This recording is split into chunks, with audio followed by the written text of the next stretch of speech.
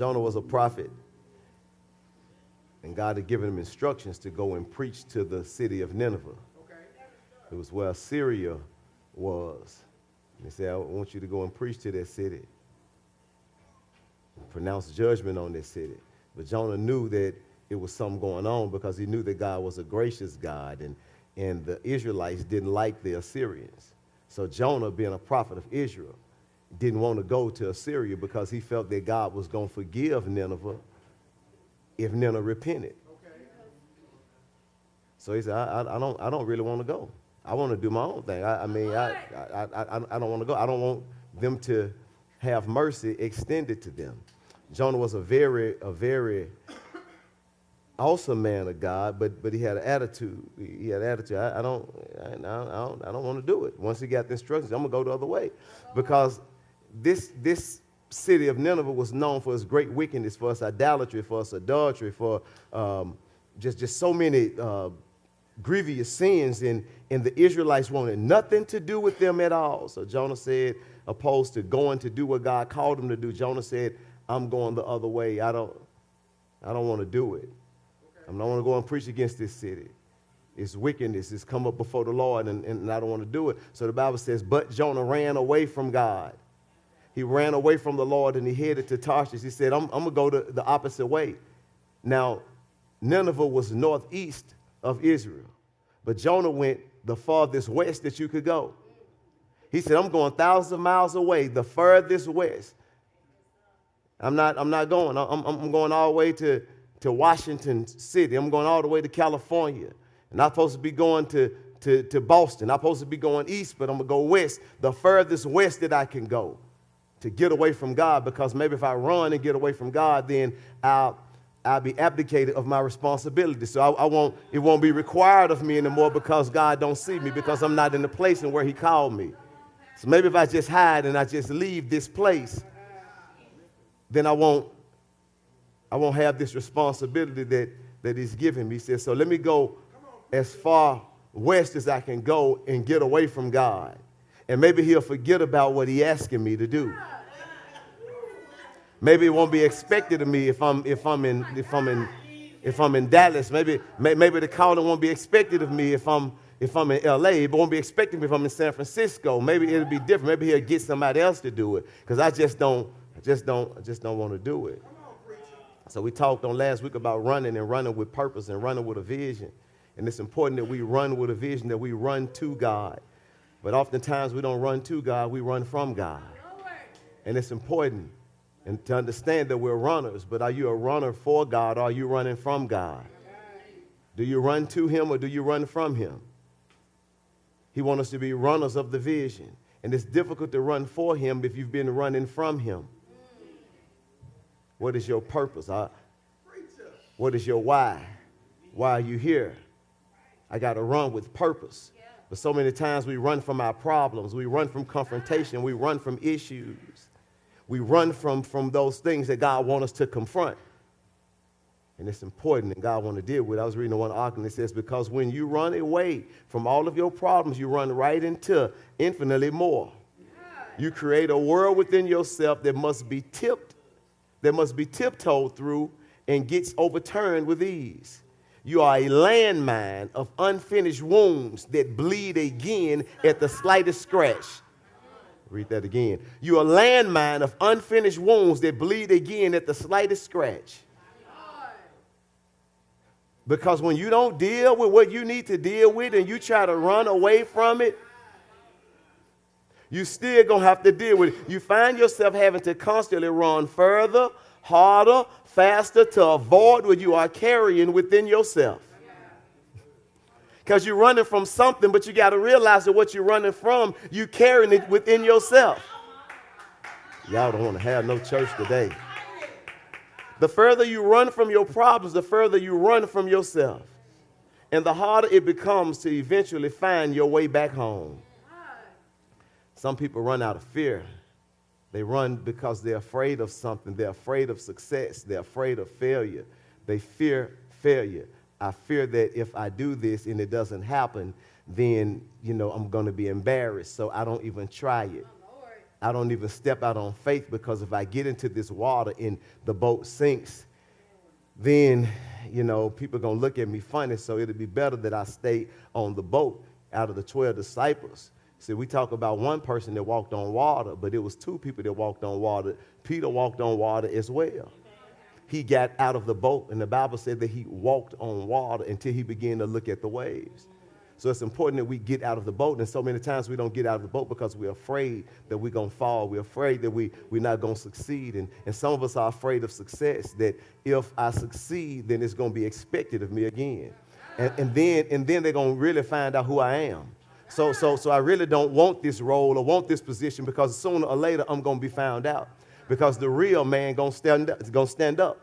The real woman going to stand up. And see, if I may win a few, but when the expectation is for me to win, see, I don't mind being the underdog and I win. That's okay, because they really didn't expect me to win. But when the expectation is for me to win, when I am the leader, when I am in charge, and I make the final decisions, and the buck stops with me, and the expectation is on me, then I shy away from that, because I'm afraid of success, because you're going to be expecting me to produce again and again and again.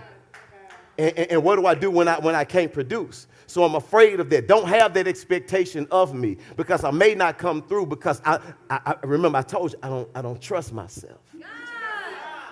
I don't trust myself. I've sabotaged myself so many times. I've messed up so many times. I've lost so many times. So it's just a matter of time before the real me shows up. See, I can go in this environment and win and woo this crowd, and go in this environment and woo this crowd and win for a minute. But when I'm here, when I'm consistent, when I am planted here, you are going to find out the real me. You're going to find out, you're going to see my quirks. You're going to see my attitude. You're going to see my inconsistencies. You're going to see me. You're going to see. And I don't want anybody to see this real stuff. So I don't even accept the job. I don't even take the job. I don't even want to leave. I'm just fine being right here where I am. No, you're not fine with being right there where you are. You're afraid of success. And you're afraid that people are going to expect something of you that you can't deliver. Safer to run than to stay. Safe for me to get out of this environment than for me to stay in this environment and to be found out. Because if I run and I don't let anybody get to really know me, then they can't really find me out.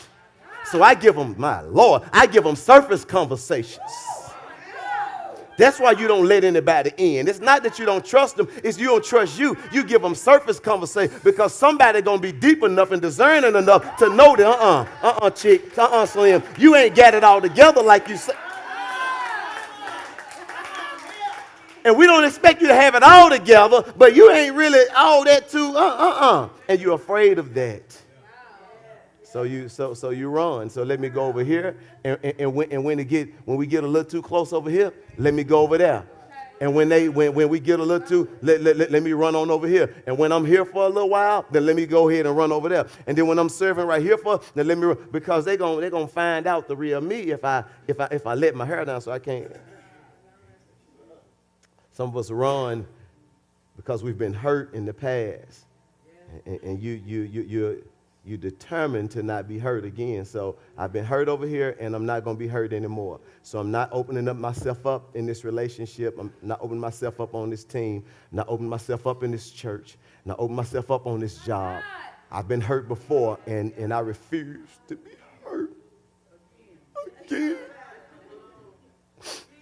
I refuse to go through this again. And so I'm not doing it. So at the first sign of turmoil, you run. The first sign of trouble, you run. And some of you've been running. That's been who you've been. That's been who you are. You run from a job to another job. You run from one church to another church. You run from one relationship to another relationship. You run from one situation to another situation, one marriage to another. You run from responsibility. Some of you may be planted somewhere, but you run, and sometimes you run in your mind. You may not physically run, but you run in your mind. You say, I'm not here. I'm not emotionally connected to this. Even though I'm still married, even though I'm still in this relationship, I'm not emotionally connected, so I run in my mind. Because I can't deal with what's going on here. So I'm here, but I'm not here. Because when I saw this, I ran. When I saw this scared me. This made me, it reminded me of him. It reminded me of her. And rather than deal with it, I ran from it. Y'all ain't going to have no church today.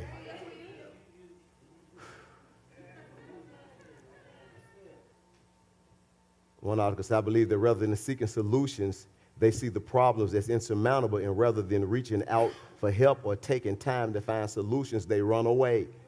The problem with problems is that they move with them. See, that's the thing. And I told you before, you're talking about going to Dallas to get away from your problems. You're talking about going to L.A. to get away from your problems. You're going to Chicago you need a change of scenery. You don't need a change of scenery. You need a change of view. Because, my friend, if you go to L.A., guess who's going to L.A. with you? You going to L.A. with you. So the problem is not him or her. The problem is you. So the same issues that you had in Memphis, you're going to have in L.A. if you don't deal with them. The same issue you had over there, you're going to have over here. The same issue you had at that church, you're going to have at this church. The same issue. If you don't fix or allow God to fix your issues, then wherever you go, your issues are going with you. Because it's not about the people, the places, or the thing. It is about you. So you might as well just go ahead and get on the potter's wheel and get yourself healed so God can do what he wants to do in your life. So if you decide to go to Dallas, you'll be effective in Dallas. Look at somebody and say, it's not everybody else, boo-boo. It's not everybody else. It's not everybody else. It's not everybody else. And you've been thinking that it's been your supervisor. You done had 3 supervisors, and it's been something with all of them. And you'll change it up a little bit. Now, he wasn't really like this, but it's just, no, sweetie pie, that's you. You find the problem. You find the fence. You find something that triggers this running spirit in you. For example, you run away from your problems to protect your already low self-esteem from suffering another blow from failing to solve that problem. So you're trying to protect your self-esteem because you don't want to take any more withdrawals. And you say, look, I'm just going to run. When I see that it looks like this, let me get away because I don't need to suffer another blow from failing to solve that problem. Or you lack motivation to solve that problem. Facing a problem head on and trying to solve it requires dedication, willpower, time, and a right mindset. See, it's easy to just avoid it all. It's easy. The hard work is what you got to make sure that you're doing. It's easy to just run away from and avoid the hard work. I'm not doing that. I'm not doing it. I'll just run over here, and I'll start all over here. And sometimes it take 1 year, and it take 2 years before you found out over there. And you don't think that this issue is connected to anything from where you came from, but it's the same issue. And that you got to get in touch with yourself. T.D. Jakes once said this. He said, I really am so in agreement with this. I think like this about myself. He said that one of the strongest qualities that he has is that he's really in touch with himself. He said, out of everything that he does, all the gifts that he has, he said he is really in touch with himself. And I really try to be in touch with myself and be honest with myself. Y'all, when I'm hurting, I'm honest with myself. When I'm lonely, when I'm tired, when I'm frustrated, I'm honest with myself. When I feel incompetent in a certain area, I'm honest with myself. I don't just, I am honest. And I believe some of us are just not honest with ourselves. Some of us don't really look in the mirror and say, the problem is not my cousin or my brother or my sister or my employee or my mama. The problem is me, and I got to fix me. And I'm been trying to fix everybody else, and I've been blaming everybody else, and I've been making excuses about everybody else, but it's not everybody else. I got to get in this mirror, and I got to face me. And so many of us don't get in the mirror and face us. We blame other people, or we say, well, I got some fault in this too, but it's no but. It is me, and I take full responsibility. And until we get in the mirror and say, it is I, it's difficult for us to move forward. So I think there has to be a deeper level of self-awareness. And you got to be aware of yourself and self-inspection and go and get in the mirror and face your ugly self. So I know you think you're pretty, and you may be pretty on the outside, but there's some stuff on the inside of you that ain't so pretty. And you, my God, y'all ain't saying amen about it. Because if you don't hear anything else, this is where it is right here, is you don't face you. You don't look in the mirror and say, man, this is not cool about me. This is not right about me. I got to fix this. This is not my wife. This is not my kids. This is me. Because everywhere I was like this as a child, the English teacher don't like me. They don't like me over here. I just ain't feeling this over here. It's just something about this. It's been something everywhere I go. I got to take a step back, stop feeling sorry for myself and say, God, what is it about me? See, because sometimes you'll go from not taking responsibility, and then you'll go all the way to the other end of the spectrum to where you become a victim. It's just me. I just don't know if it's just me. No. See, and there's a middle ground. There's a middle ground. You don't need to be a victim, and then you don't need to be in denial about who you really are. You need to have a true, honest assessment of yourself and say, God, reveal to me who I am. And these are areas in my life that I got to work on. And it's okay that I'm not perfect. It's okay that I don't have it all together. It is okay that I have some incompetencies in my life. It is okay, God, but I'm here at the altar. I am here on the potter's wheel. Fix me, mold me, shape me, do it, God, in my life, because I need you, God, to do it.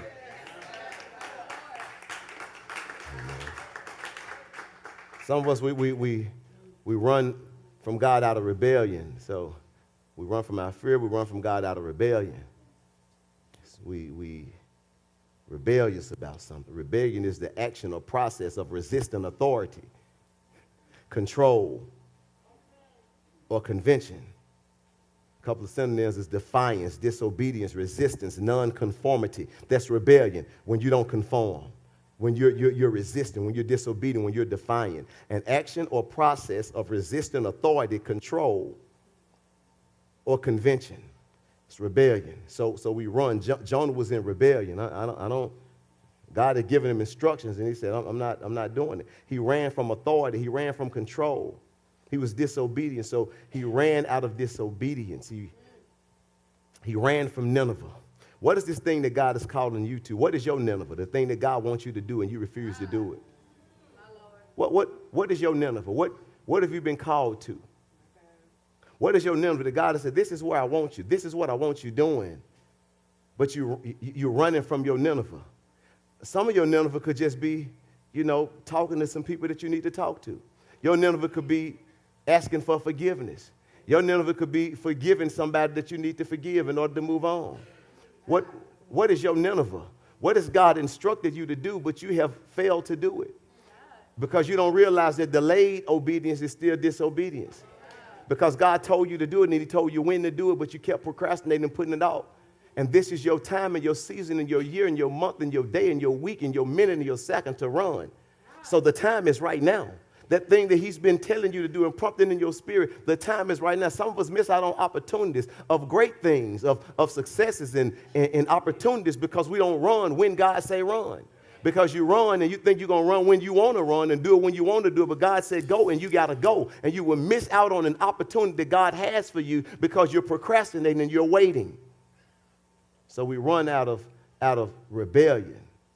There's a cost to be disobedient. Jonah's disobedience not only led to his own punishment, but a scary near miss for the pagan sailors. See, when he got on the boat, and when he got on the boat, it was a storm on the boat. The storm was so bad on the boat that it was just rocking the boat, and all the sailors on the boat began to pray to their counterfeit gods and trying to see what is the problem, who's the problem. They began to cast lots to see who is the problem. It was a superstitious type deal. Who's the problem? Who is sinning? Somebody's sinning, the reason that this storm is on this boat. So we need to figure out why we having this storm on this boat. They began to throw all their cargo off the boat and to try to see what is actually going on. But when the captain of the ship went down to Jonah, Jonah was at the bottom of the ship asleep. And he asked Jonah, what's going on? And Jonah let him know, look, man, I serve the true and living God, the God of the sea, the God of the earth, and pretty much, listen, it's me. I'm the reason that these things are happening. And Jonah let them know, look, throw me off the boat, and then, y'all will be okay. And the sailors didn't want to do it, but they said, look, we got to do it. And they began to say, God, we don't want to kill this man. We don't want to shed this innocent blood. But they had to because they were going to end up dying. So they threw Jonah off of the boat. Now they threw him off the boat, but even in when Jonah began to move in the direction that God called him to move in the direction of, the sailors were saved. Now listen to this. At the end of the chapter 1 said, then they took Jonah and threw him overboard, verse 15, and the raging sea grew calm. At this the men greatly feared the Lord, and they offered a sacrifice to the Lord and made vows to him. So these pagan men, these unsaved men, these Gentile men, because of Jonah's act of obedience, these men feared the Lord. Because Jonah began to do what was right, these men began to fear the Lord. So there's a cost in being disobedient. Jonah was disobedient, and now everybody that was around Jonah was about to sink and was about to fall because of his disobedience. What is your disobedience causing your family to incur?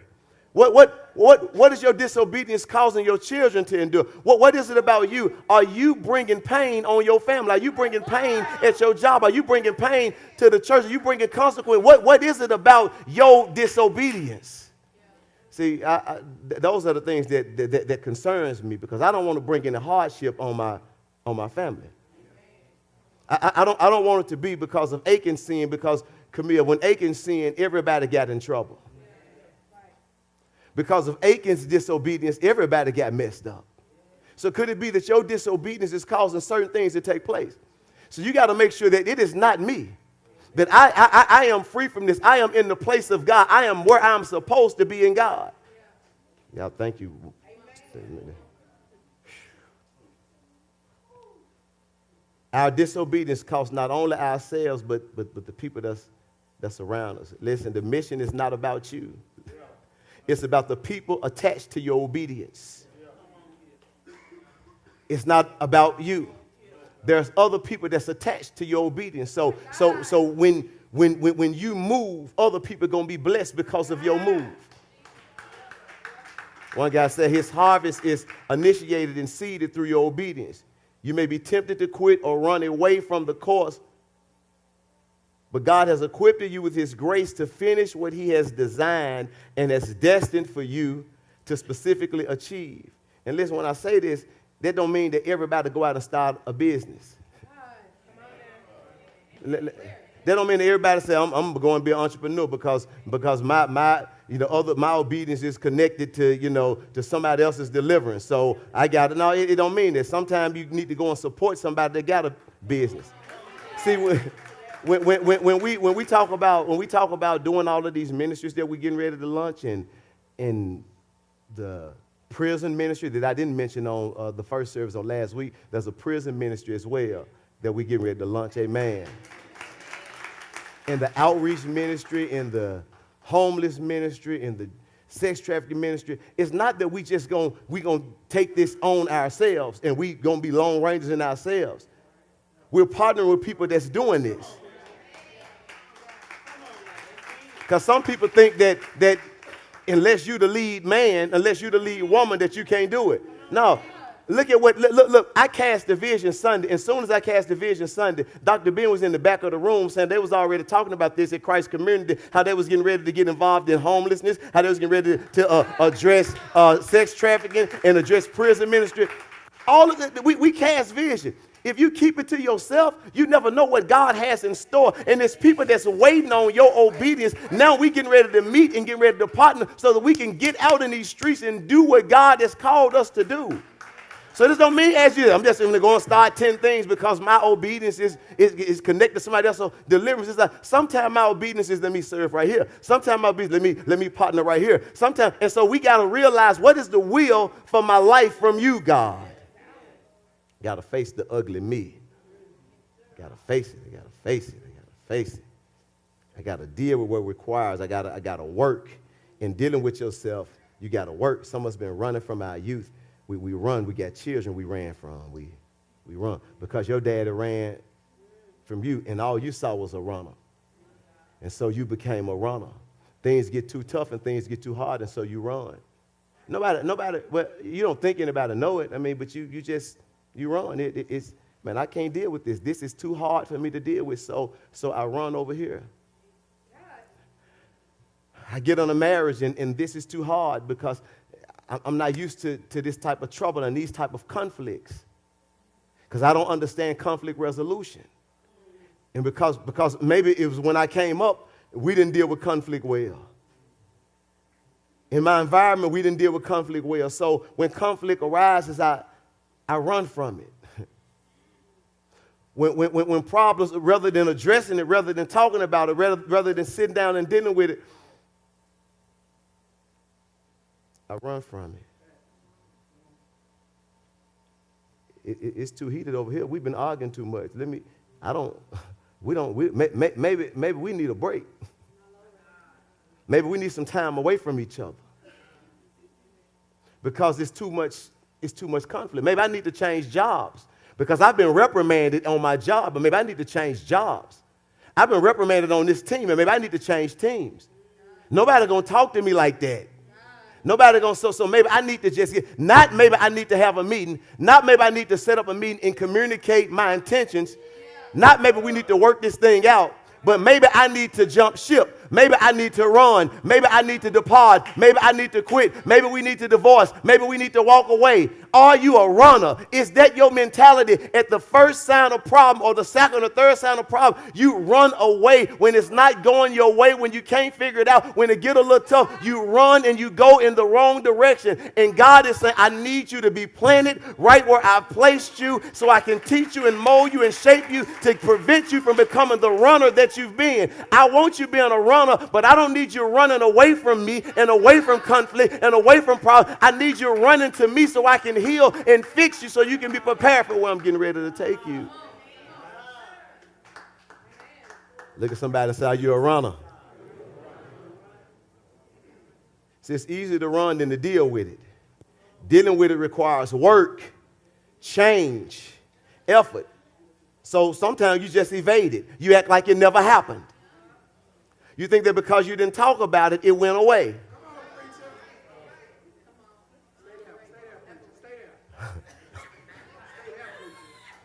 You feel like, just because it wasn't discussed, you went away. And we just going to pick up where we left off at. Now, we're not going to just pick up where we left off at. We're going to deal with it because we don't deal with it now. We're going to have to deal with it in another instance. It's going to come out. So let's talk about it. If there's been offense, let's just deal with the offense. Let's sit down and let's discuss. Hey, look, I'm offended by what you did. Hey, look, I feel like you're offended by what. Let's deal with it so that we can prevent it from happening again. The moment you don't get your way, you leave. You leave. You will leave. I am offended. What does God want you to do with that offense? We did a whole series called The Offense Trap. What does he want you? Does he want you to run from that offense? Or he never tell you anything about run from the offense. Address the offense. Go and talk to the person that you offended or that offended you. Go and deal with it and address God, because God is about reconciliation.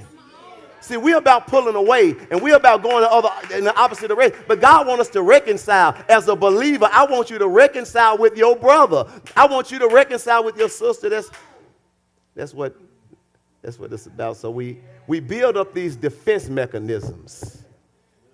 Yeah. Come on, I can't do this. I don't know. I can't deal with it. We're gonna just avoid it.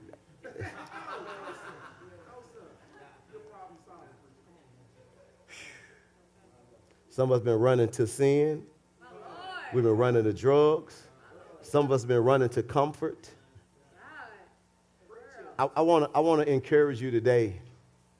Listen, this is your season of discomfort. This is a season of discomfort.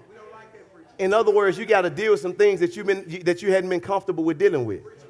My Lord, I ain't got time today, y'all. I got to go. All right. You got to deal with some things that you're not comfortable with dealing with. You got to talk about some things that you hadn't been comfortable with talking about. See, if you're going to be truly delivered and truly set free, now you saved, but it's still some things that you hadn't been, some areas you hadn't been delivered in. And God want to set you free. See, you okay with being free, but he want to make you free. Y'all Everybody under 30, they get it. He wants you free. And you okay with just being a little free. You okay with just being okay. But he want to give your life more abundantly. And that means that you got to deal with some things and face some things and stop running from some things and address some things. Address things from your childhood. Some of you have been molested and you have not yet addressed it. You've been raped, you've been abused, and you just sort of just put it away. You have not really dealt with it. You came to the altar, you cried about it, but you've not gotten any help. You've not gotten any counseling. You've not dealt with it. You've not allowed God to really heal you. You hadn't forgiven the person. You just try to act like it never happened. You've been in a relationship, and you've been asking Charlie to deliver you from Eric, and Eric to deliver you from Chris, and Chris to deliver you, but you realize that he can't deliver you from him, and he can't deliver you. You got to go before the throne and say, God, I need healing, and I need deliverance, God. I've been running from what's been hurting me, running from what's been keeping me, running from these problems that happened as a child, God. And now I am ready to deal with it because I am a whole woman, I am a whole man, and I can't walk forward in the purpose in which you've called me to walk in if I refuse to deal with it. We was going to do a whole series called Face It. You got to face it. You got to face it. Some of us are scared. You scared to face it. You are afraid to face your fears. You are afraid to face your hurt. You are afraid to face your anxieties. Some of you are afraid to go to the doctor. You're afraid to go to the dentist. You're afraid. You're just afraid. You're scared. And you're not going to overcome anything if you don't face it. You got to sit back and look fear in the eye and say, devil, you are a lie. Fear, you will not overcome me this time in this season in my life. I will overcome these fears. I will overcome this frustration. I will overcome this pain. I will overcome this hurt. I will overcome this abuse. I will overcome this rape. I will overcome this molestation. I will overcome the offenses. I will move forward and I will fight my offenses with courage. I will have courage as I go forward. I'm tired of running from God. Now it's time for me to run to God. This is my season to do some running, but I'm going to run in the right direction. So I got to stop running from, the third thing is from responsibility, from irresponsibility. You've been running out of irresponsibility, running from responsibility. It's you hadn't been responsible. Your kids you ain't taking care of, hadn't been responsible. You got bills, you hadn't been responsible. You grown, but you ain't grown. See, you think just because you put the bill in the drawer that it ain't you don't owe it no more. You think because you put the ticket up that you ain't gotta pay it. Y'all don't want to have no church today. You think that, I mean, there's a responsibility. You've been irresponsible. You grown in age, but your actions show irresponsibility. So I need you, what was the song? Act your age and not your shoes. Never mind. Y'all, I can't. I ain't gonna start no with y'all. That's for the crowd over 40. Y'all know. Amen. Listen what one guy said. He talked about denial. We run. Listen, it's denial. This is what happens when a situation or fact becomes too much to handle. You may simply refuse to experience it. By denying reality, you are essentially protecting yourself from having to face and deal with the unpleasant consequence and pain that accompany acceptance. So you're in denial and you act like things didn't happen. I'm acting like what happened didn't happen because I'm in denial about it. I'm acting like what he said, he didn't say it. I'm acting like what I saw, I didn't see it. So I am in denial. So even when you're in pain or you're grieving, you're in denial about it. You act like they didn't just happen. They didn't just die. I'm not hurt. So you don't get in touch with your true emotions and say, yeah, it happened. It hurt. I'm crying. I'm grieving. This cut me like a mug. You see, you got to deal with it opposed to being in denial about it. Some of us in denial about your issues. You have, I don't remember what happened. Well, you know you was raped when you was 10, but you tried to erase it out of your head in an unhealthy way. Not in a way to where you've gotten help and God has done something, but you try to act like it never happened. And that's the problem, because it did happen. And you got to face the fact that it did happen. And you didn't like it. And it hurt you. And your mama didn't believe you. And it happened by a family member. And it cut you like a knife. But you got before God and you allow God to heal you and do something about it, because you said, I refuse to walk in denial. If I walk in denial, I will remain broken. Some of us been walking in denial. You've been walking in denial. You've been walking in repression. It's a fine line between denial and repression. But where denial involves the outright refusal to accept a given reality, repression is one of the defense mechanisms, examples that involves completely forgetting the experience altogether. Repression. Your mind makes the decision to bury the memory in your subconscious, thereby preventing painful, disturbing, or dangerous thoughts from entering awareness. Y'all, let me say that. Listen, it prevents pain, disturbing, or dangerous thoughts from entering awareness. So you've set up this defense mechanism to where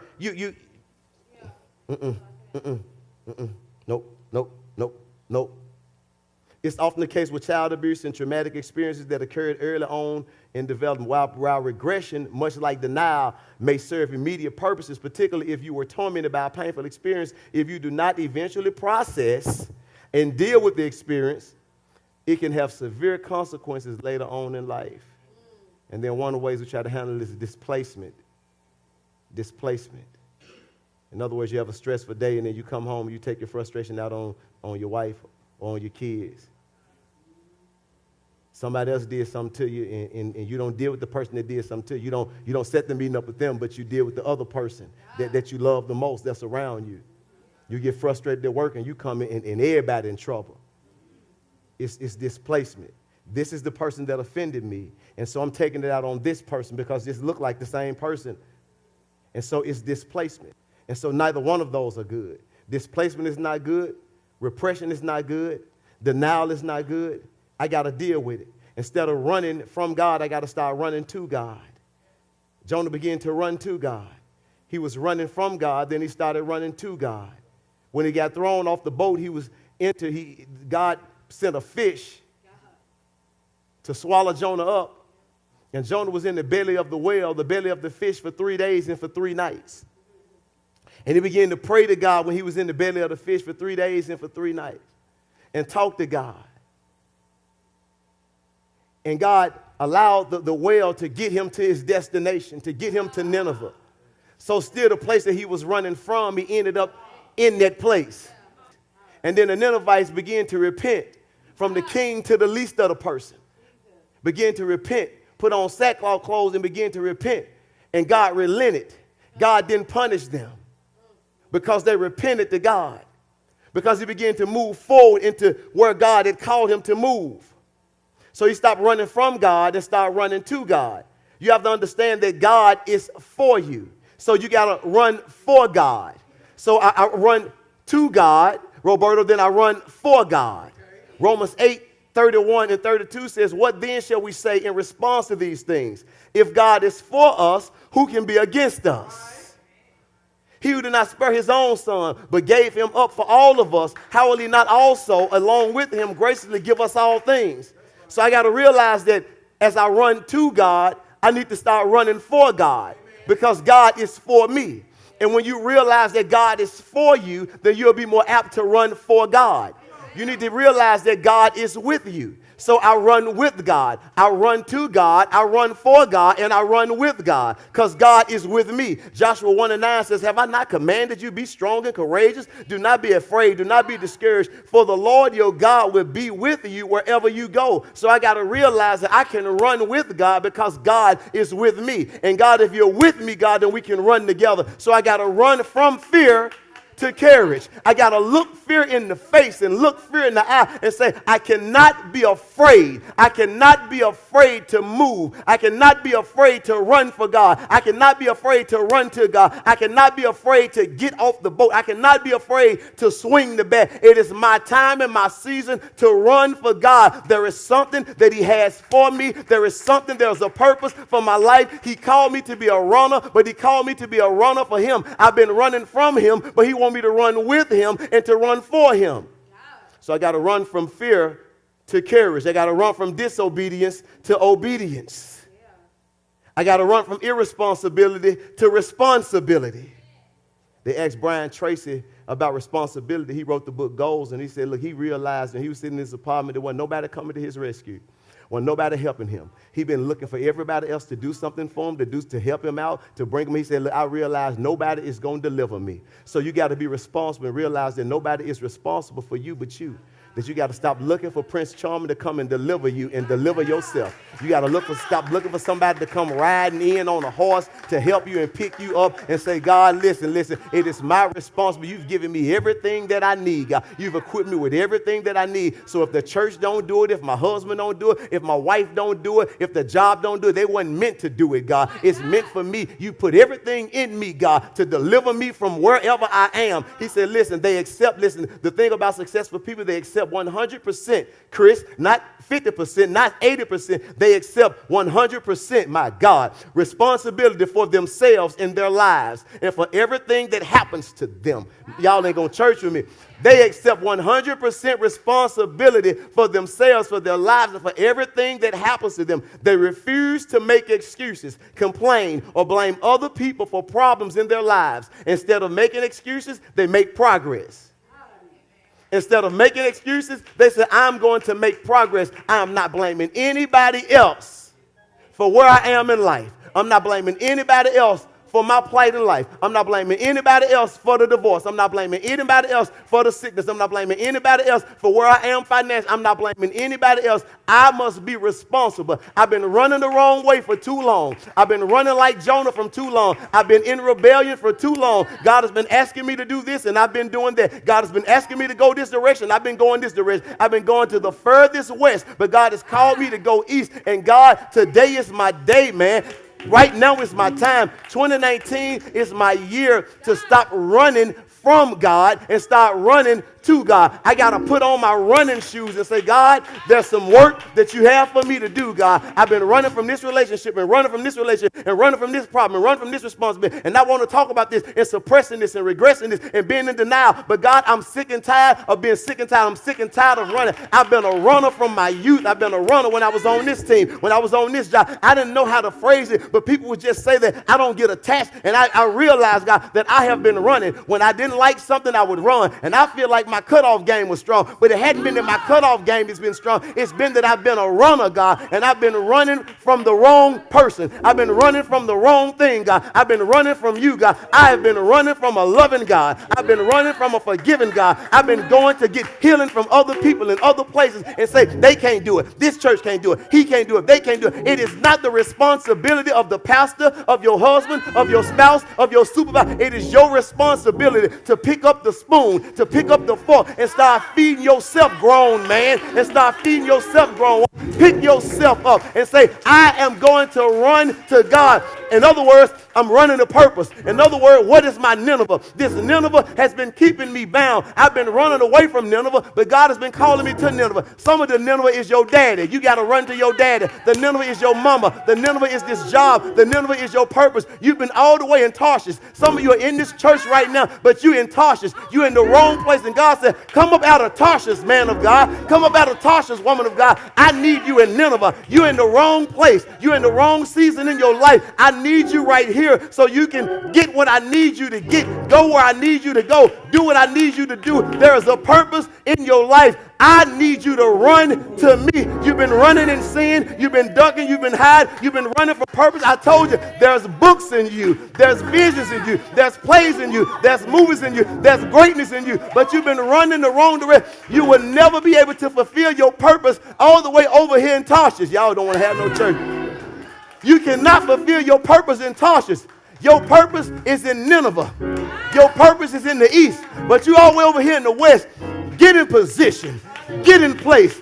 Deal with your Nineveh. Look in the mirror. Face your Nineveh. I don't want to do it. I don't want to talk about it. I thought it was gone. I thought it was over with. I don't know the purpose of it, but I got to pick up this telephone. I got to pick up the telephone, pick up the computer, and get to Nineveh. I am in the wrong place. I got to get to Nineveh. There's some people waiting on me in Nineveh. My God. Deliverance is waiting on me in Nineveh. And it's my responsibility to get there. God got a plan for your life. Don't allow him to have to send a whale to get you there. Don't allow him to have to throw you off the ship to get you there. Say, God, I surrender my life to you, God. I'm taking responsibility. I'm not going to allow fear, hurt, pain, irresponsibility to keep me in Tarshish, God. This is my season to step up and get in a place where I'm supposed to be. Come on and give God a hand clap of praise.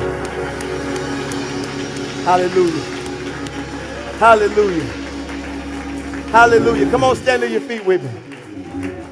Come on, stand to your feet with me. Hallelujah. Hallelujah. Man, we serve an awesome God. I told 1107 service this on last week. I was looking at just the things that God is doing. See, because you can be saved and still running.